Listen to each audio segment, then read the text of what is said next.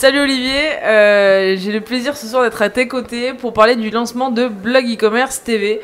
Est-ce que tu pourrais nous expliquer un petit peu ce que c'est?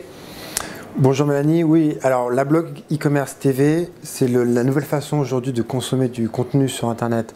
On le sait, passe par la vidéo.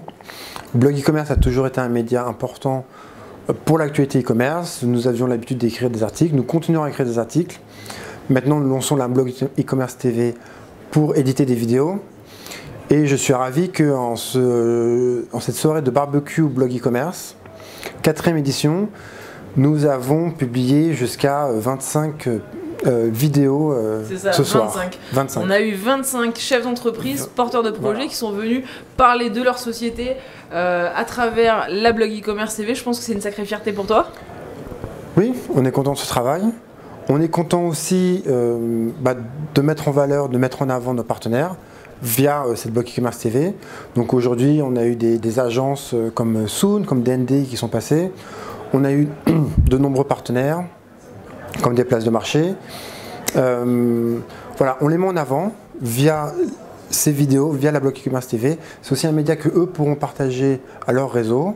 Nous croyons vraiment aujourd'hui que éditer un média e-commerce via des vidéos est important parce qu'en France, ça n'existe pas encore.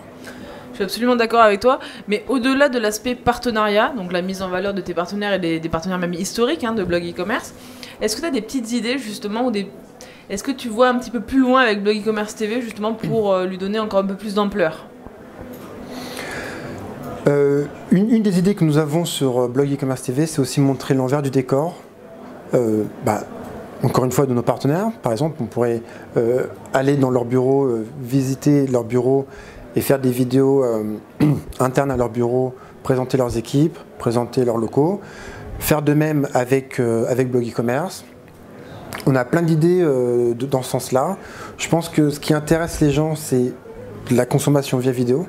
Et c'est aussi connaître les gens avec qui ils travaillent ou ils vont travailler. Donc la fameuse humanisation du virtuel, montrer qui se cache derrière les grands noms du e-commerce. Et donc je pense que ça passe par montrer l'envers du décor, montrer l'intérieur des bureaux, montrer comment les équipes travaillent, peut-être filmer un jour une réunion. Voilà, c'est quelque chose qu'on veut vraiment partager avec nos clients et avec nos lecteurs. Une petite question que je me pose, c'est, tu vois, à l'époque, quand tu écrivais des articles sur le blog, donc c'était quelque chose de très humain, et il y a eu quelques gros cartons, certains articles qui ont vraiment cartonné sur Internet parce que ils étaient particulièrement recherchés, ils étaient beaucoup partagés. Est-ce que tu penses que la vidéo peut également avoir cet essor-là et cet effet d'accélérateur pour une société comme la vôtre, par exemple? Tout à fait. Alors, la vidéo a deux avantages. C'est que déjà, elle se consomme à la suite. Lire 10 articles sur un sujet précis, c'est quelque chose que personne ne fait. Par contre, regarder peut-être 5, 6, 7 vidéos sur un sujet, c'est quelque chose que c'est une consommation en masse qui est assez courante. Donc ça, c'est le premier avantage, c'est-à-dire qu'on peut faire passer plusieurs messages dans un espace de temps, disons, de 20 minutes, et de manière assez facile.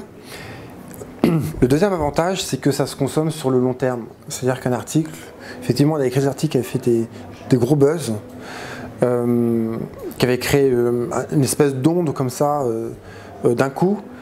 Par contre, sur le long terme, on sent, et ça c'est sur tous les blogs, que l'audience d'un article donné va décroître. La vidéo, j'ai envie de dire, si elle est bien faite, c'est presque l'inverse. Plus elle va vieillir, plus son audience va augmenter. En termes de stratégie, est-ce que tu t'es fixé une certaine forme de récurrence ou une roadmap, un rythme de sortie particulier, ou pour l'instant vous allez la faire vivre au rythme des événements auxquels vous participez, de vos envies? Je pense que je vais prendre le même principe que pour les articles. C'est-à-dire que faut pas se forcer, faut pas se donner, faut le sentir, il faut en avoir envie. Donc on va pas s'imposer un rythme. Parfois il va y avoir 3 vidéos qui vont sortir la semaine, parfois il va n'y en avoir qu'une dans le mois. Ça dépendra bien sûr de l'actualité, ça dépendra de nos envies, ça dépendra de ce qu'on a envie de partager. Voilà. Donc sur ça, tout ce qu'on veut, c'est autant qu'avec les articles, on veut vraiment se faire plaisir. Voilà, on s'organise, on a un studio vidéo maintenant. On le fera quand on le sentira. On sent déjà beaucoup d'appétence pour ce studio au niveau de l'équipe, donc ça se trouve, vous verrez régulièrement l'équipe arriver dans le studio et faire une vidéo. Ouais, je pense que ça sera assez canon. Bon, tu sais, ta Web TV, elle va être hébergée donc, sur YouTube, donc la plateforme numéro 1. Et il y a une coutume sur YouTube.